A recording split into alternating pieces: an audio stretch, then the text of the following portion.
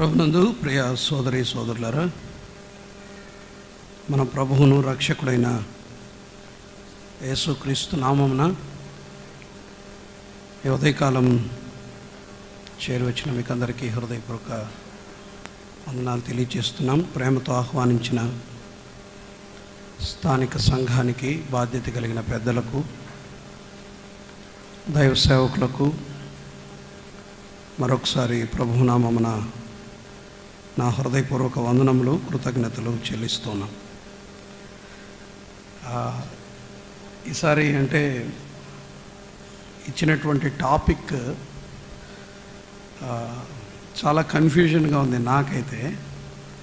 అంటే మొదట అనుకున్నది వాస్తవానికి సంఘం అన్నారు. మళ్ళీ ఒకసారి జోసఫ్ అన్న కాల్ చేసి ఆరాధన మాట్లాడండి అని అన్నారు. తీరా పోస్టర్ చూస్తే క్రీస్తు నేను అని ఉంది. ఇప్పుడు ఏది మాట్లాడాలన్నది అర్థం కాని పరిస్థితి. అంటే క్రీస్తు నేను ఇప్పుడు ఇందాక నాకు జస్ట్ తెలిసింది అన్న మాట్లాడతారన్న సంగతి. కానీ రెండు, సంఘము, ఆరాధన, ఈ రెండిటి మీద కొంచెం కన్ఫ్యూజన్తో ఉన్న కారణాన రెండింటినీ మాట్లాడడానికి ప్రయత్నం చేద్దాం. వీలైతే ఉదయకాలం దేవుని సంఘాన్ని గురించి చాలా చోట్ల ఈ మధ్యకాలంలో నేను చెప్తూ వచ్చాను. పరిచయ సందేశంగా దేవుని సంఘాన్ని గురించి కొన్ని మాటలు జ్ఞాపకం చేసి అందులో నుండే ఒక వచనాన్ని ఆధారం చేసుకుని మిగిలిన వర్తమానాలు ఆరాధనకు సంబంధించి మనం ఆలోచన చేసే ప్రయత్నం చేద్దాం. దేవుని ఆత్మ మనకు సహాయపడుతూ ఉండగా నా కొరకు మీరు కూడా ప్రార్థన చేయాలని ప్రభునామమున ప్రేమతో మనవి చేస్తున్నాం. దేవుని గ్రంథంలో నుండి ఒక వచన భాగాన్ని చదువుకుందాం. ఆదికాండం 28వ అధ్యాయం. ఆదికాండం 28వ అధ్యాయం 10వ వచనము నుండి 18వ వచనం వరకు మనం చదువుదాం. 10వ వచనం నుండి 18వ వచనం వరకు చదువుతున్నాను. ఆదికాండం 28 వచనం 10 నుండి 18 వరకు. యాకోబు బెయేర్షెబా నుండి బయలుదేరి హారాను వైపు వెళ్ళొచ్చు. ఒక చోట చేరి ప్రొద్దుగురింకినందున అక్కడ రాత్రి నిలిచిపోయి ఆ చోటి రాళ్లలో ఒకటి తీసుకొని తనకు తలగడగా చేసుకొని అక్కడ పండుకొనెను. అప్పుడు అతడు ఒక కల కనెను. అందులో ఒక నిచ్చెన భూమి మీద నిలుపబడి ఉండెను. దాని కొన ఆకాశమునంటెను. దాని మీద దేవుని దూతలు ఎక్కుచూ దిగుచూ నుండిరి. మరియు యెహోవా దానికి పైగా నిలిచి, నేను నీ తండ్రి అయిన అబ్రహాము దేవుడను, ఇస్సాకు దేవుడైన యెహోవాను, నీవు పండుకొని ఉన్న ఈ భూమిని నీకును నీ సంతానమునకును ఇచ్చేదను. నీ సంతానము భూమి మీద లెక్కకు ఇసుకరేణువుల వలెనగును. నీవు పడమటి తట్టును, తూర్పు తట్టును, ఉత్తరపు తట్టును, దక్షిణపు తట్టును వ్యాపించదవు. భూమి యొక్క వంశములన్నీయు నీ మూలముగాను నీ సంతాన మూలముగాను ఆశీర్వదించబడను. ఇదిగో నేను నీకు తోడయుండి నీవు వెళ్ళు ప్రతి స్థలమందు నిన్ను కాపాడుచు ఈ దేశమునకు నేను మరలా రప్పించదను. నేను నీతో చెప్పినది నెరవేర్చు వరకు నేను విడువనని చెప్పగా యాకోబు నిద్ర తెలిసి, నిశ్చయముగా యెహోవా ఈ స్థలమందున్నాడు, అది నాకు తెలియకపోయిననుకొని భయపడి, ఈ స్థలము ఎంతో భయంకరము, ఇది దేవుని మందిరమే కానీ వేరొకటి కాదు, పరలోకపు గవిని ఇదే అనుకొనెను. తెల్లవారినప్పుడు, ఆ మాట మనసులో పెట్టుకుందాం, తెల్లవారినప్పుడు యాకోబు లేచి తాను తలగడగా చేసుకొనిన రాయి తీసి దానిని స్తంభముగా నిలిపి దాని కొన మీద నూనె పోసెను. ప్రార్థన చేద్దాం. నమ్మకమైన మా ప్రభువా, ఉదయకాలం మరలా మీ పాదాల దగ్గరికి వస్తున్నాం. మమ్మను ప్రేమించి, సంరక్షించి, భద్రపరచి మరలా మీ పాద సన్నిధిని మమ్మను తీసుకువచ్చినందుకు వందనాలు. ఈ దినం, రేపు దైవజనులతో పాటు కలిసి పరిశుద్ధులందరి మధ్య అల్పుడనైన నాకు అనుగ్రహించిన ప్రవేశాన్ని బట్టి మిమ్మల్ని స్తుతిస్తున్నాను. మీ ప్రజలకు పరిచర్య చేసే భాగ్యాన్ని అనుగ్రహించినందుకై మీకు కృతజ్ఞతలు చెల్లిస్తున్నాను. పరిమితమైన విషయ పరిజ్ఞానం కలిగిన వారం మరలా మీ వైపు చూస్తూ మీ ఆత్మ సహాయం కొరకై మీపై ఆధారపడుతున్నా. మా ప్రభు అయిన యేసుక్రీస్తుకు మహిమను, మీ ప్రజలకు ఆశీర్వాదాన్ని ఈ స్థలములో కలుగు చేయమని మీ దాసులందరినీ నా తరువాత నిలిచి మాట్లాడే దైవజనులందరినీ బలపరచి ఉపయోగించమని, వాక్య సమృద్ధిలో మేమందరం ఆనందించడానికి కృపనిమ్మని ప్రభువైన యేసుక్రీస్తు అమూల్యమైన నామమున వినయమనస్తో స్తుతించి ప్రార్థన చేసి అడిగి వేడుకుంటున్నాం మా పరమ తండ్రి. ఆమేన్. ప్రభునందు ప్రియ సోదరి సోదరులారా, ఉదయకాలం వేళ దేవుని గ్రంథంలో ఆదికాండం 28వ అధ్యాయం మనం 10వ వచనం నుండి 18వ వచనం వరకు మనం ఆలోచన చేసాం. అంటే చదువుకున్నాం. అందులో నుండి కొన్ని సంగతులు ఈ ఉదయకాలం వేళ ఆలోచన చేద్దాం. వాస్తవానికి మనం ఆలోచన చేయాలనుకున్నది దేవుని సంఘాన్ని గూర్చే, కానీ ఆరాధనను గురించి మాట్లాడమని కూడా ఒత్తిడి చేసిన కారణాన మనసు కొంచెం అటువైపు కూడా వెళ్ళటానికి కారణమైంది. వీటి మధ్యన కొంచెం ఇరుకును పడ్డాం. ప్రభువే కనికరించి సహాయం చేస్తాడు. తన దాసులను ఒకవైపు నిలిచి బలపరుస్తూ ఉండగా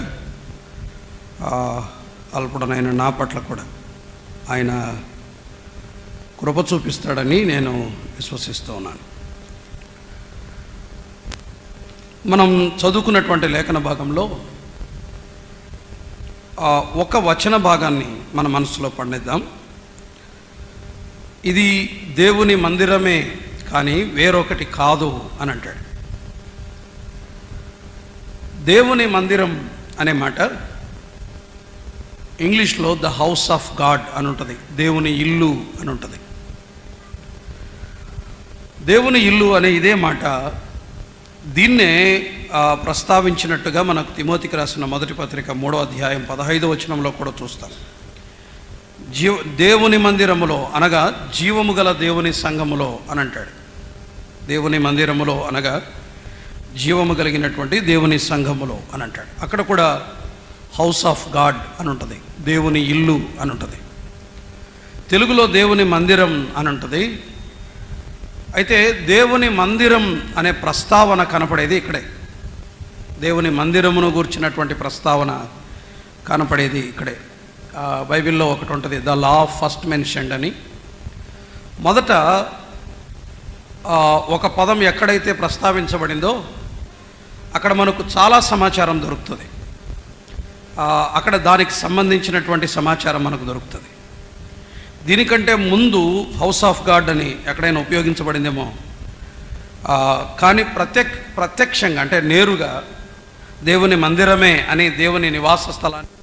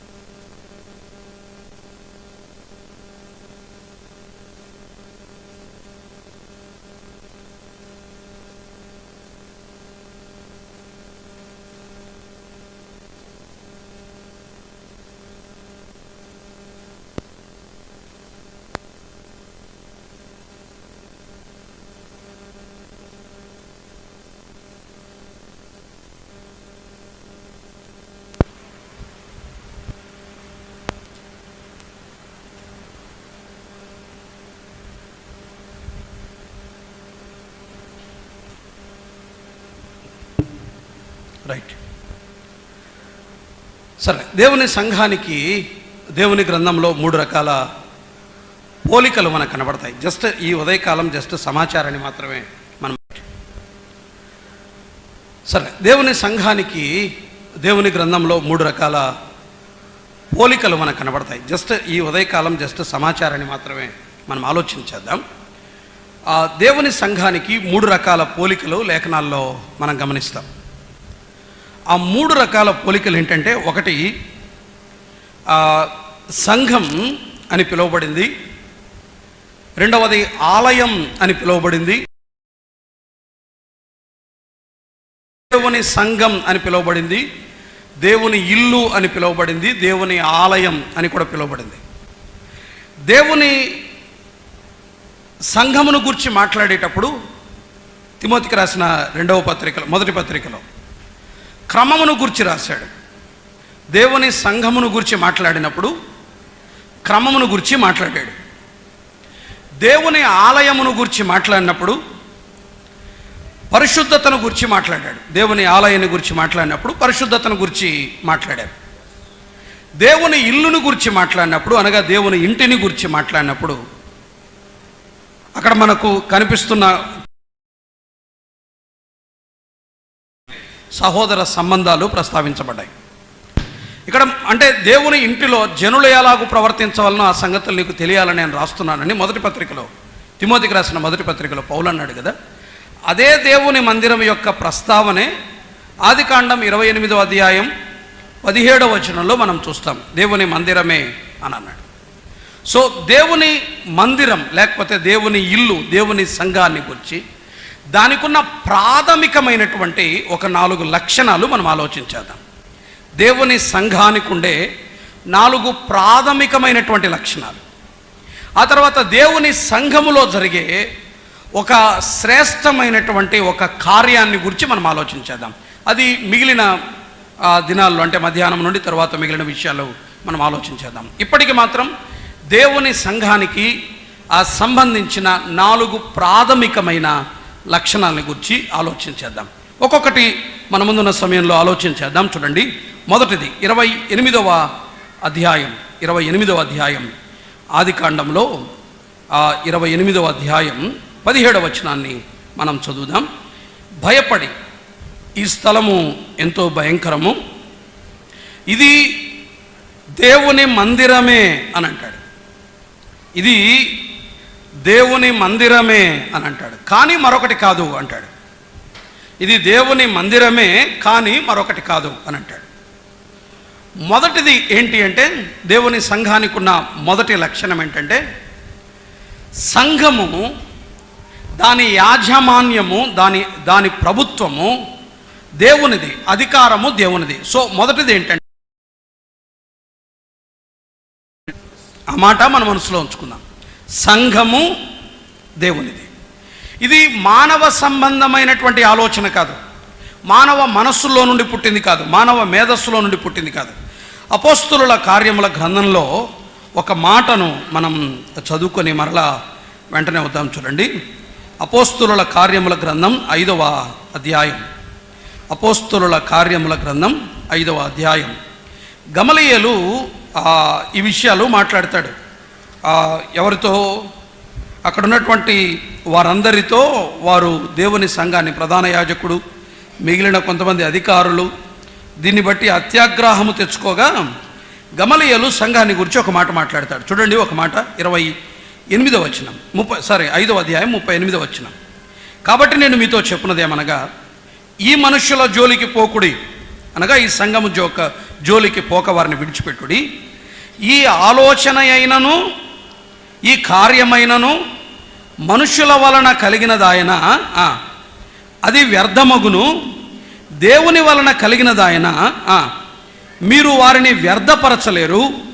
మీరు ఒకవేళ దేవునితో పోరాడువారవుదురు సుమి అని అన్నాడు. మీరు ఒకవేళ దేవునితో పోరాడవారవుదురు సుమి. ఇది మనుషుల వలన కలిగినదా, దేవుని వలన కలిగినదా? మీరు ఆలోచించేయండి. ఒకవేళ మనుషుల వలన కలిగినదైతే దీన్ని మనం ఎవరేమీ చేయలేం.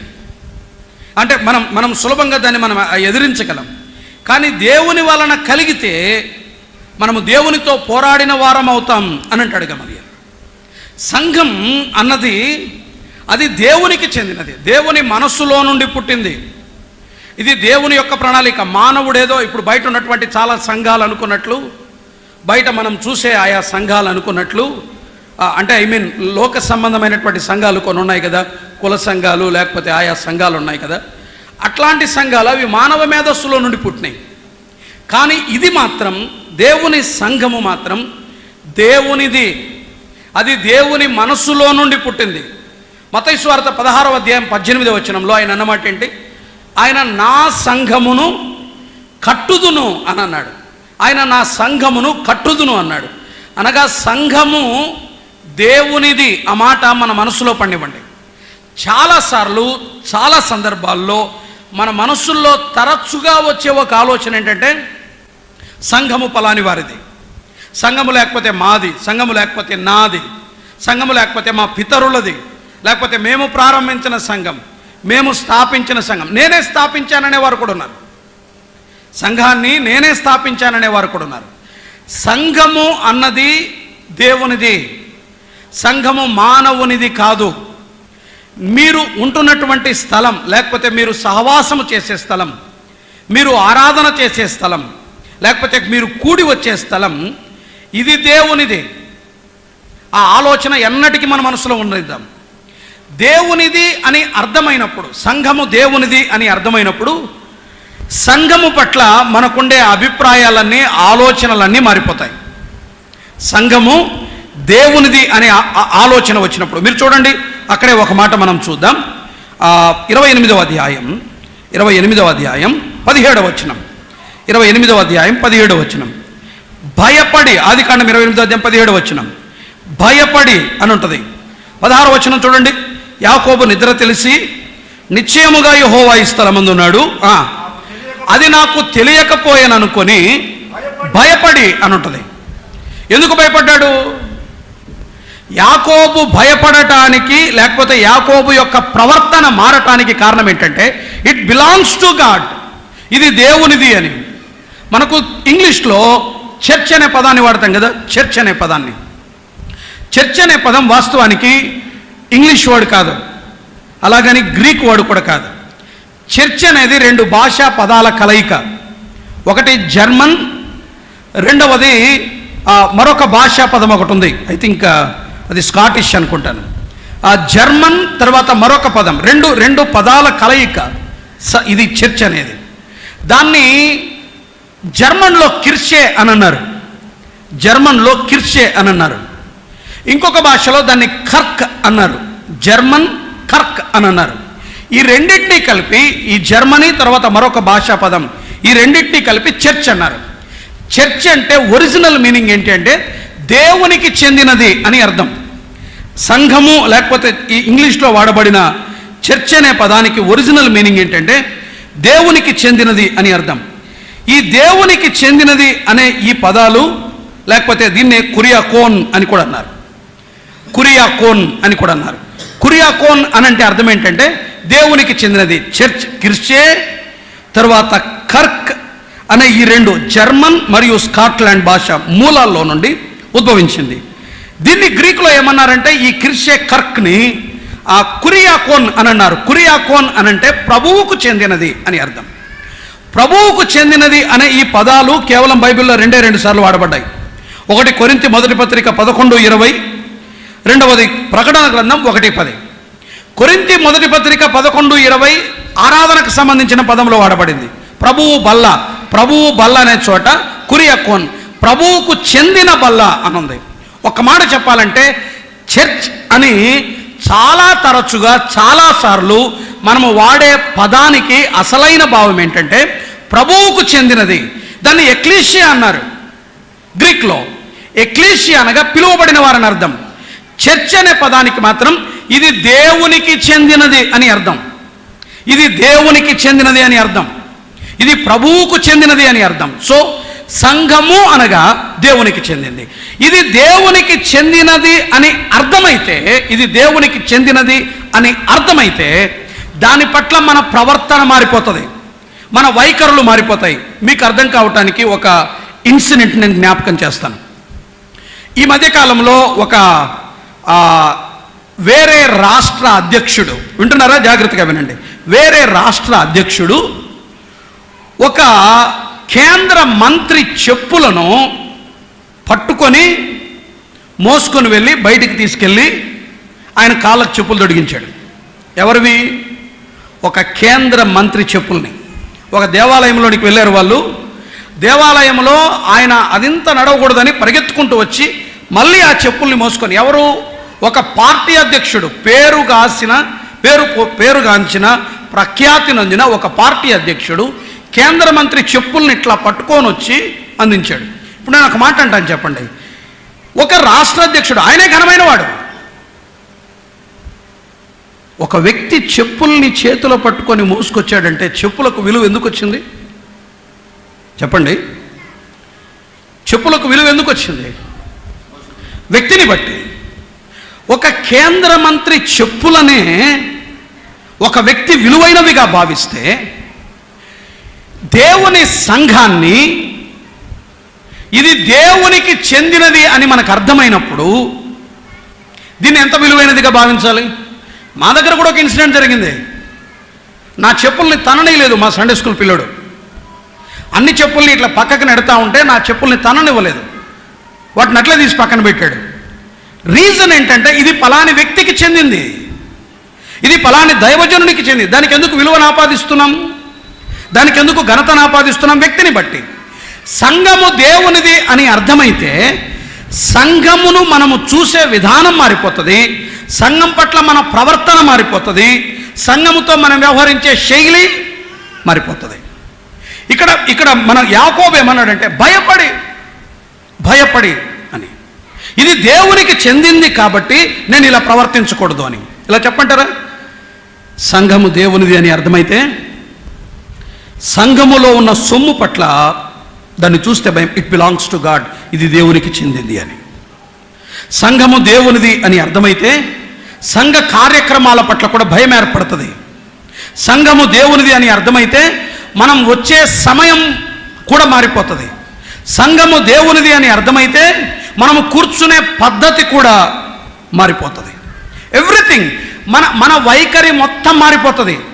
ఇది దేవునిది అని అర్థమైనప్పుడు, సంఘము దేవునికి చెందింది అర్థమైనప్పుడు, ఇది కురియాకోన్ అనగా ప్రభువుకు చెందినది అని అర్థమైనప్పుడు ఎవ్రీథింగ్ చేంజ్ అవుతుంది. ఉదయకాలం వేళ ఒక ప్రశ్న, సంఘంతో మనం ఎలా వ్యవహరిస్తున్నాం? సంఘానికి సంబంధించిన వాటితో మనం ఎలా వ్యవహరిస్తున్నాం? సంఘపు సొమ్ముతో ఎలా వ్యవహరిస్తున్నాం? సంఘములో ఉన్నటువంటి కార్యక్రమాలతో ఎలా వ్యవహరిస్తున్నాం? సంఘానికి వచ్చే సమయం ఎలా వ్యవహరిస్తున్నాం? ఒక మాట జ్ఞాపకం చేస్తాను. ఎప్పుడైతే సంఘము దేవునిది కాదు మనుష్యులది అని అర్థమవుతుందో సంఘం ఎలా ఉంటుందో తెలుసా? ఒక మాట చూడండి. కొరింథీయులకు రాసిన మొదటి పత్రికకు ఒకసారి రండి.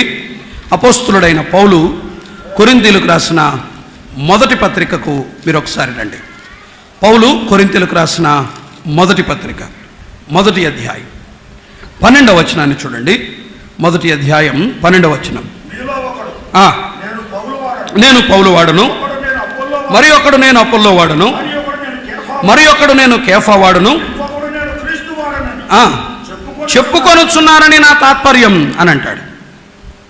కొరింథీ సంఘంలో ఒక సమస్య ఉంది.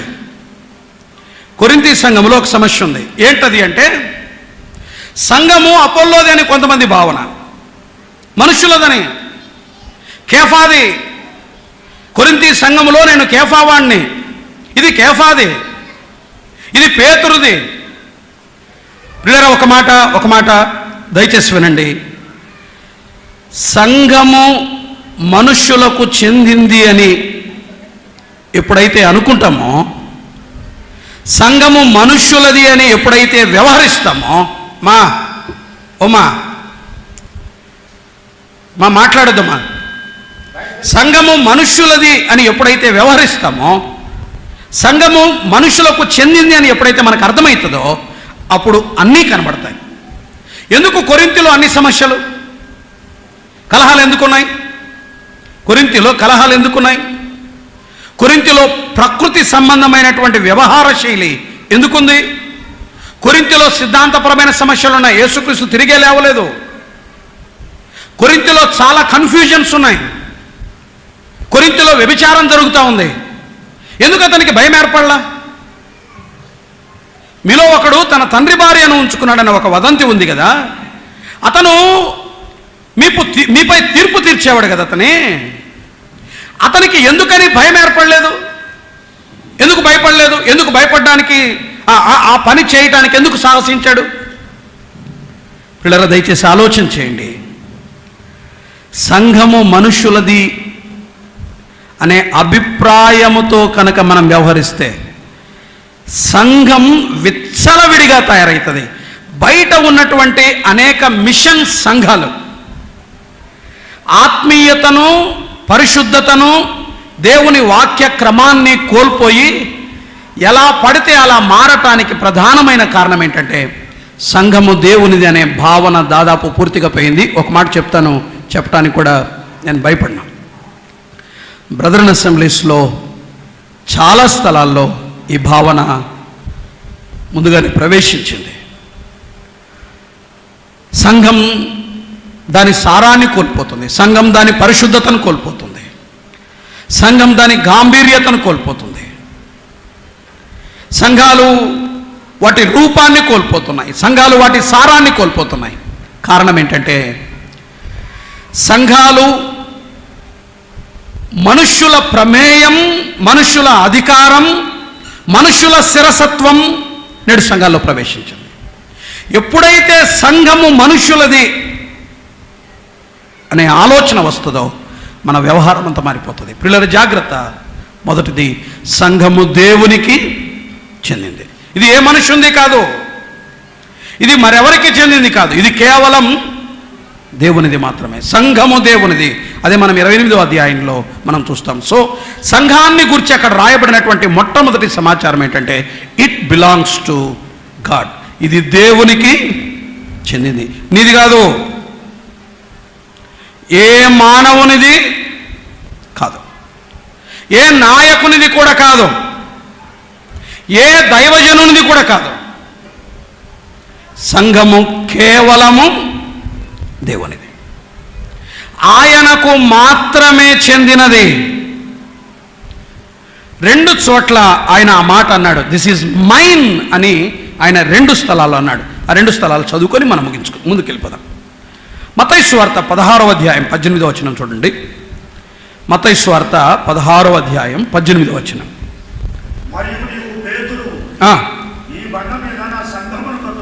ఆ మాట నెమ్మదిగా ఆలోచించేద్దామా? ఈ బండ మీద నా సంఘం, చర్చ్ ఈజ్ మైన్, సంఘము నాది అని అన్నాడు. సంఘము నాది అని అన్నాడు. అపోస్తుల కార్యముల గ్రంథంలో 20వ అధ్యాయం 28 కూడా చూడండి. దేవుడు తన స్వరక్తమిచ్చి సంపాదించిన తన సంఘం అని అన్నాడు.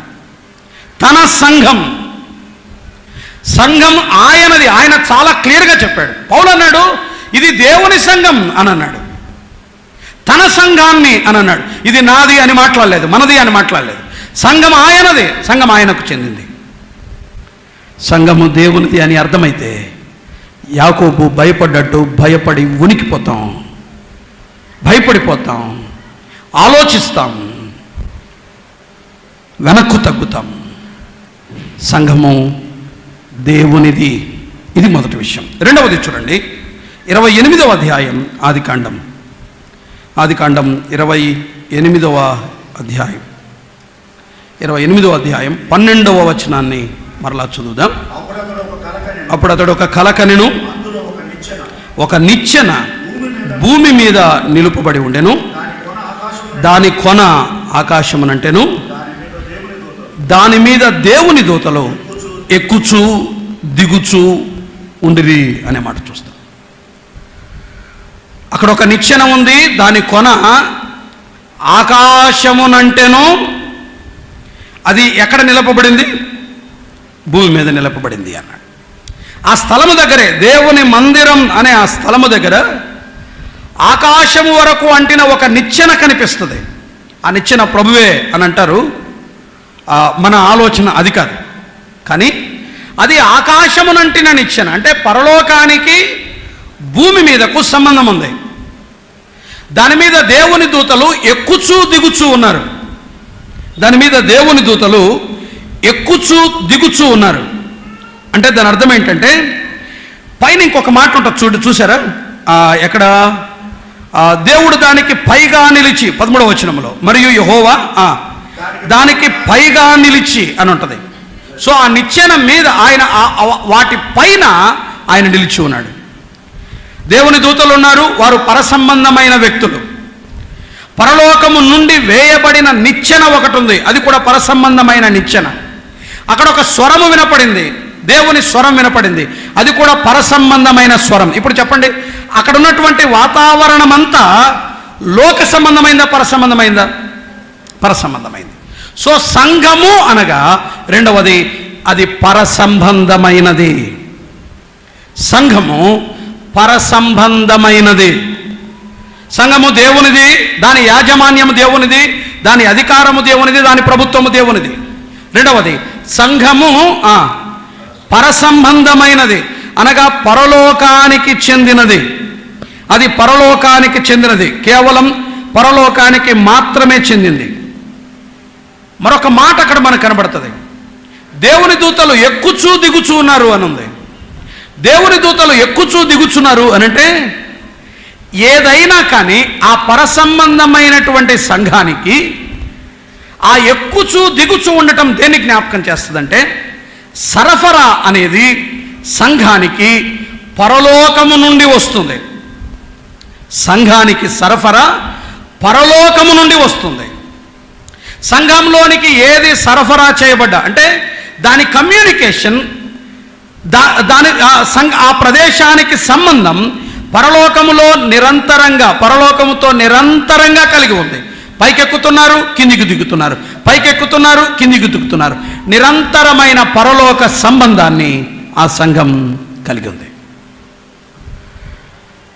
ఉదయకాలం ఆలోచించేద్దాం. సంఘం లోక సంబంధమైనది కాదు, సంఘం పరసంబంధమైంది. సంఘములోనికి ఏమి వచ్చినా, సంఘములోనికి ఏవి ప్రవేశించినా, సంఘములోనికి ఏవి లోపలికి వచ్చినా అవి పరసంబంధమైనవై ఉండాలి. అవి పరసంబంధమైనవై ఉండాలి. లోక సంబంధమైనవి ఏవి లోపలికి రావటానికి వీల్లేదు, దాన్ని అనుమతించకూడదు. ఒక వచనం చదువుకుందాం. మార్కు సువార్త 11వ అధ్యాయంలో మన ప్రభు యొక్క రోషాన్ని ఆ విషయంలో మనం చూస్తాం. చూడండి, మార్కు సువార్త 11వ అధ్యాయం. మార్కు సువార్త 11వ అధ్యాయం, 11వ అధ్యాయం ఒక వచనం మనం చదువుదాం. 15వ వచనం. వారు యెరూషలేమునకు వచ్చినప్పుడు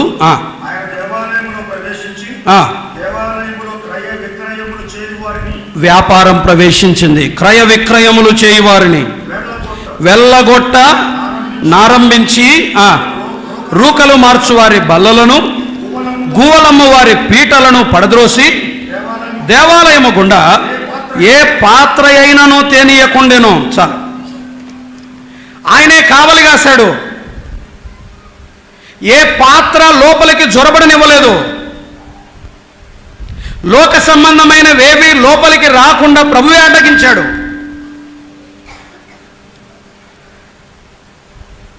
సంఘములో అన్ని పరసంబంధమైనవే కావాలి. లోక సంబంధమైనవి లోపలికి రావటానికి వీలు లేదు, బయటివి లోపల ప్రవేశించటానికి వీలు లేదు. బయట పద్ధతులు, బయట ఆచారాలు, బయట విధానాలు, బయట క్రమాలు, బయట ఉన్నటువంటివి ఏవి లోపలికి రాకూడదు.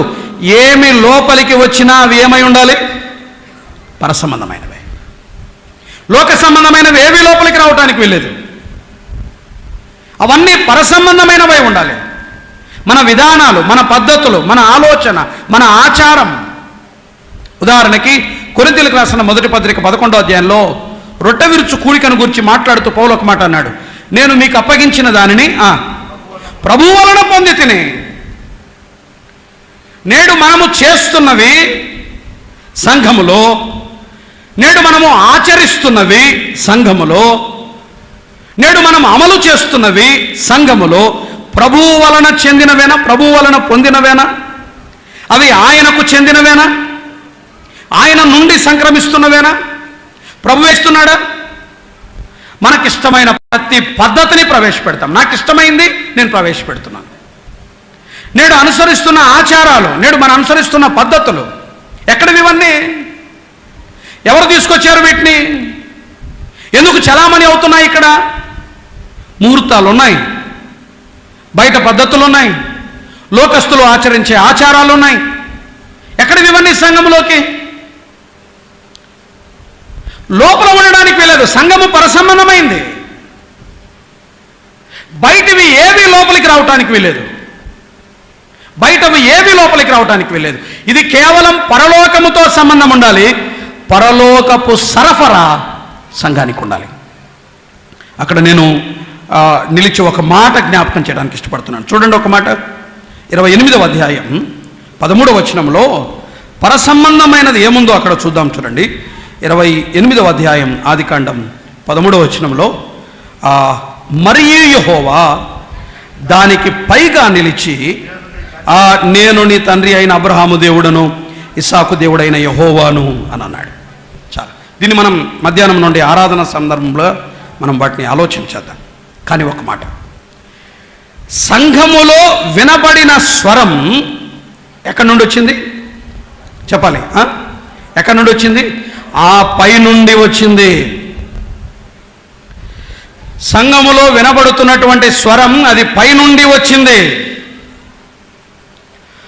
బోధకులుగా, దేవుని సేవకులుగా మనందరి ముందు ఒక చిన్న ప్రశ్న వేసుకుందాం. నేడు మీ స్థానిక సంఘాల్లో, మన స్థానిక సంఘాలలో వినిపించబడుతున్న స్వరం పరలోకము నుండి వచ్చినదేనా?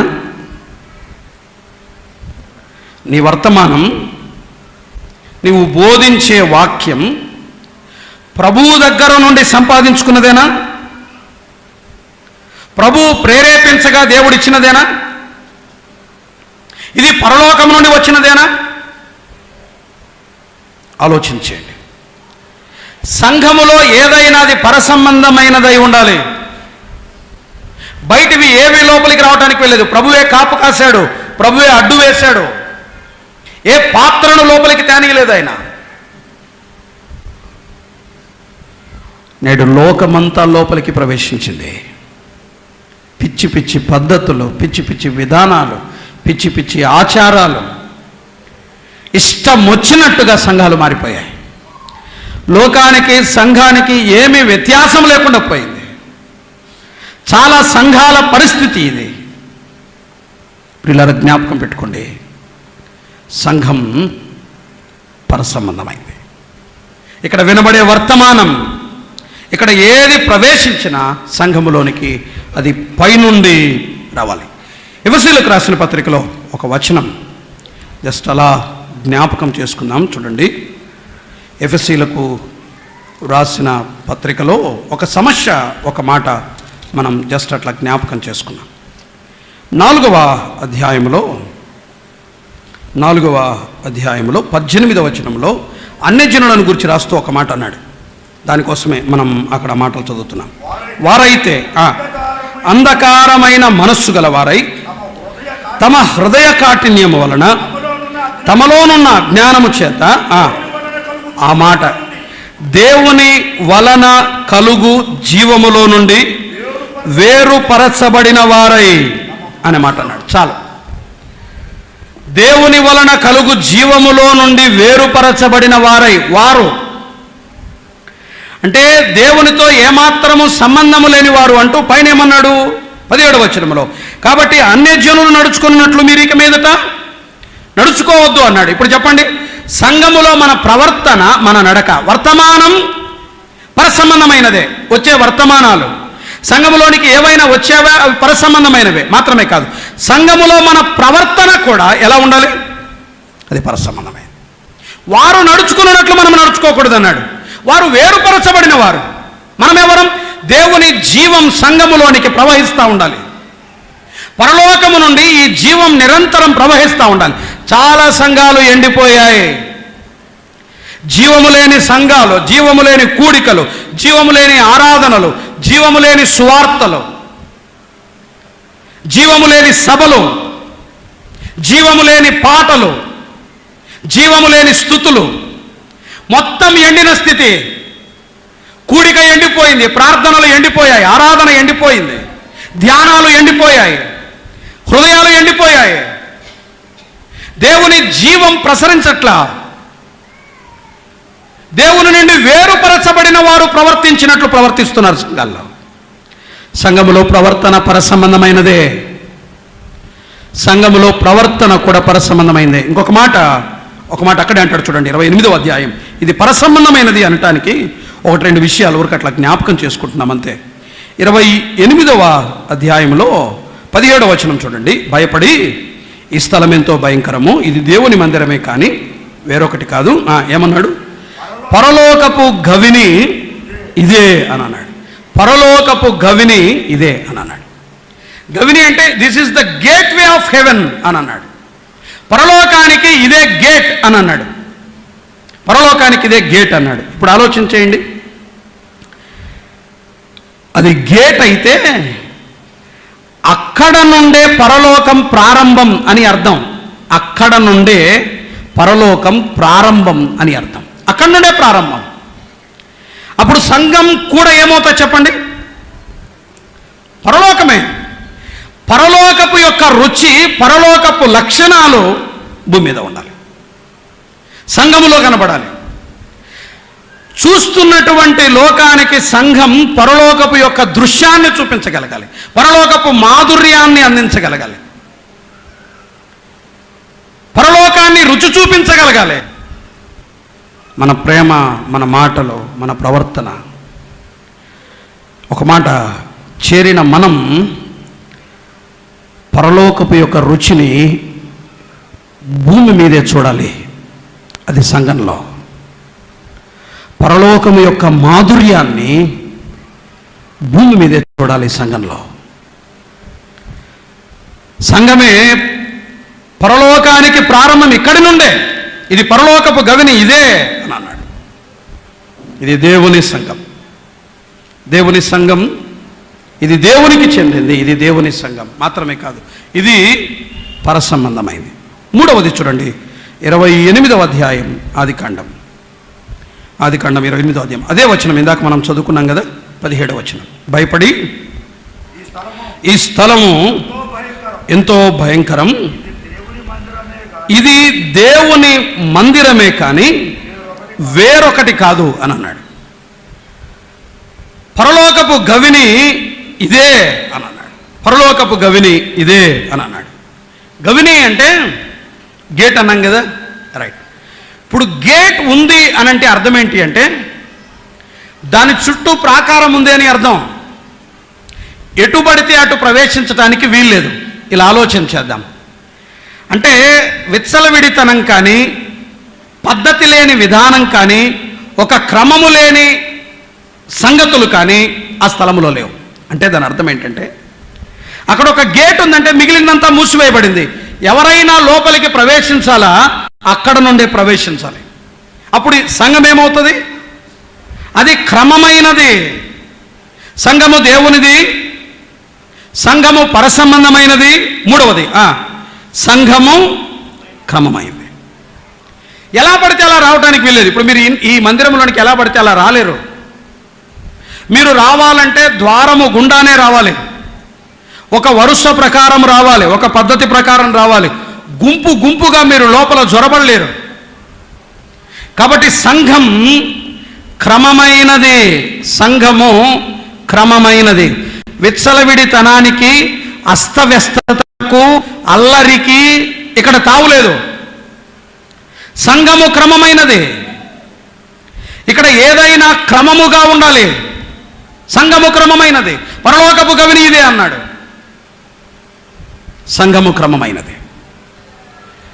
పరలోకపు కొలతలను గురించి రాయబడుతూ పరలోకపు గవిని ఇదే అన్నాడు కదా. పరలోకపు కొలతలను గురించి రాయబడుతూ రాస్తూ ప్రకటన గ్రంథం 21వ అధ్యాయంలో ఒక మాట మనం చదువుదాం. 21వ అధ్యాయం 15వ వచనం. ఆ పట్టణమును దాని గుమ్మములను ప్రాకారము కొలుచుటకై నాతో మాట్లాడు వాని యొద్ద బంగారు కొలకర్ర ఉండెను.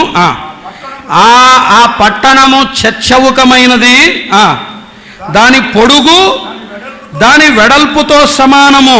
దాని పొడుగు దాని వెడల్పుతో సమానము. కింద అన్నాడు దాని కొలత 750 కోసులైనది. దాని పొడుగును ఎత్తును వెడల్పును సమముగా ఉన్నది. మరియు అతడు ప్రాకారమును కొలుగవా, అది మనిషి కొల చొప్పున 140 మూరలైనది. ఎందుకు అవే సంఖ్య? 141 ఎందుకు కాకూడదు కదా? 141 ఎందుకు కాకూడదు? కింద ఏమన్నాడు? దాని వెడల్పు సమానమైనది అన్నది. 750 కోసులు అన్నాడు. ఎందుకు 750 కోసులు? ఇవి పరలోకపు కొలతలు. ఇది పరలోకపు క్రమం. 1 ఇంచు అటు తగ్గకూడదు, 1 ఇంచు అటు పోకూడదు. 1 కోసు తగ్గకూడదు, 1 కోసు పెరగకూడదు.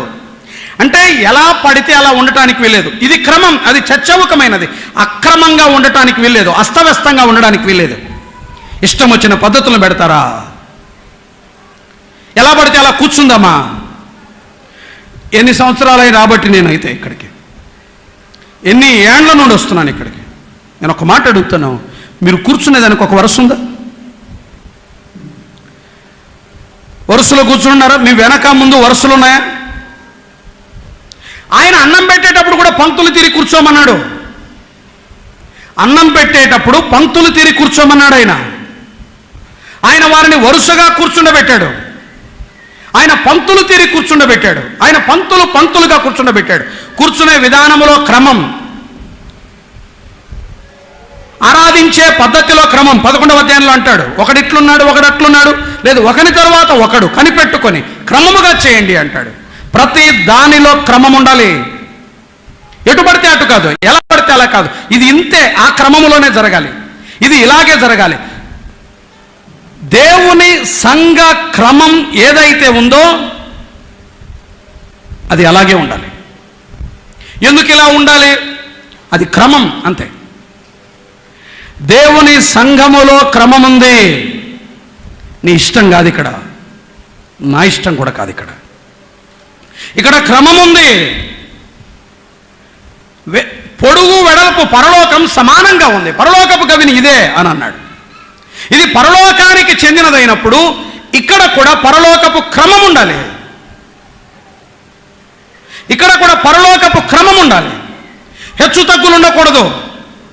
సమానంగా ఉండాలి, క్రమంగా ఉండాలి, ఒక పద్ధతిలో ఉండాలి.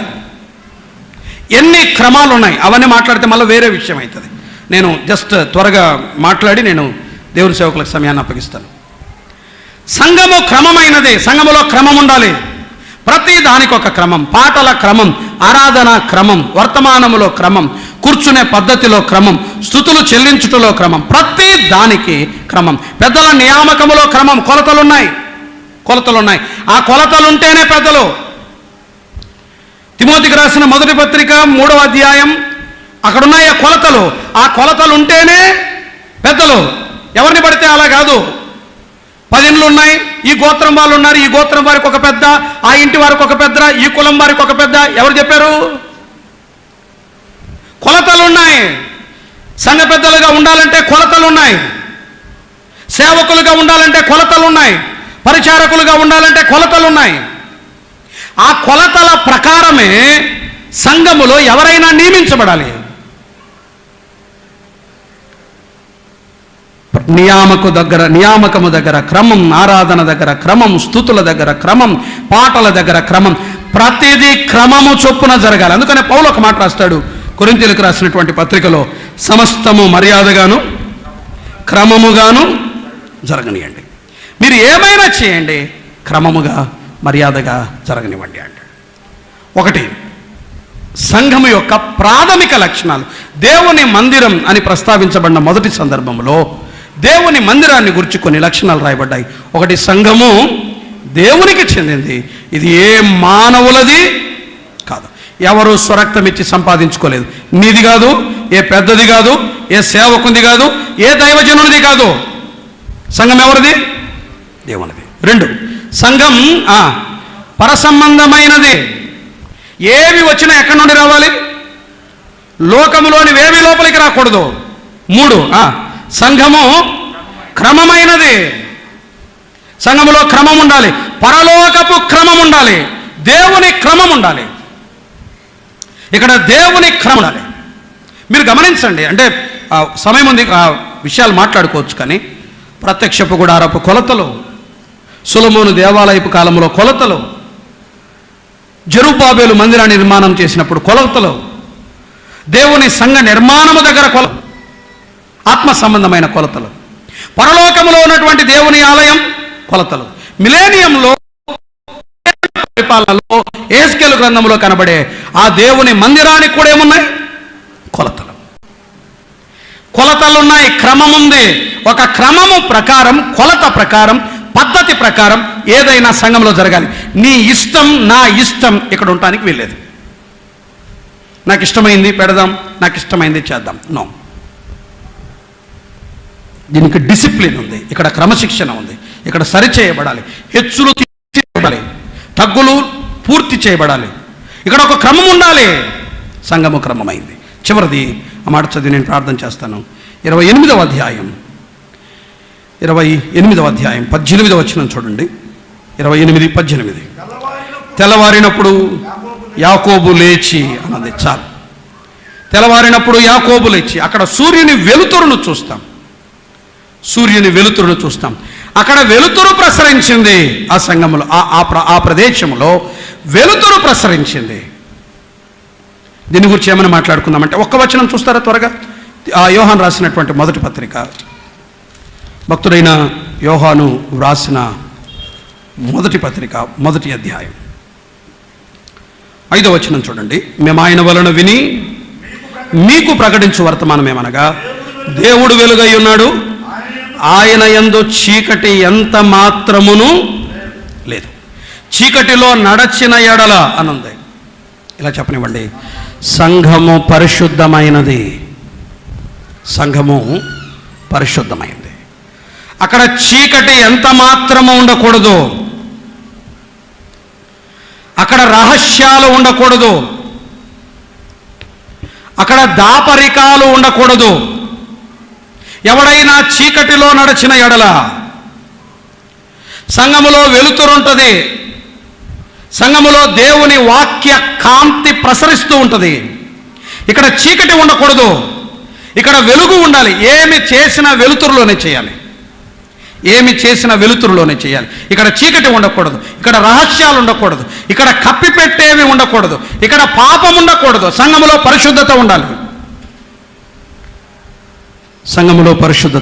నేను జస్ట్ ఇన్ఫర్మేషన్ ఇస్తున్నాను అంతే. సంఘములో పరిశుద్ధత ఉండాలి. అపవిత్రమైనవి, చీకటి సంబంధమైనవి దేవుని సంఘములో ఉండటానికి వీల్లేదు. పిల్లరా, ఉదయకాలం వేళ ఈ దేవుని సంఘములో ఏది? దేవునికి చెందినది, పరసంబంధమైనది, క్రమమైనది, పరిశుద్ధమైన దేవుని సంఘములో యాకోబు ఏమి చేశాడు అన్నది ఆధారం చేసుకుని మన మధ్యాహ్నం నుండి ఆలోచన చేద్దాం. దేవుడి తలంపులు మనందరి క్షేమం కొరకై ఆశీర్వదించి దీవించునుగాక.